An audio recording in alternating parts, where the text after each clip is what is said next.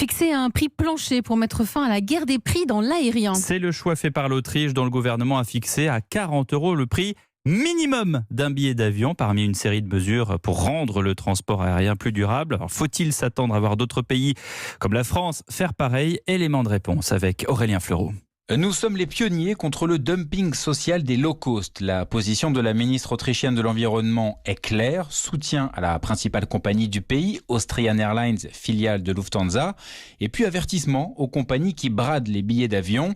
C'est une mesure cohérente selon Pascal de Isaguirre, le PDG de Corsair. Ça me paraît être une mesure assez saine. Il ne faudrait pas que certaines compagnies profitent de la crise pour essayer, en pratiquant des tarifs décorrélés de la réalité économique, d'éliminer des concurrents qui se trouvent dans une situation difficile. Donc offrir des prix en dessous du coût de production, non, ça ne devrait pas pouvoir être le cas. Mais selon certains spécialistes du secteur, cette mesure n'aura que peu d'impact sur le marché. 40 €, cela reste bas.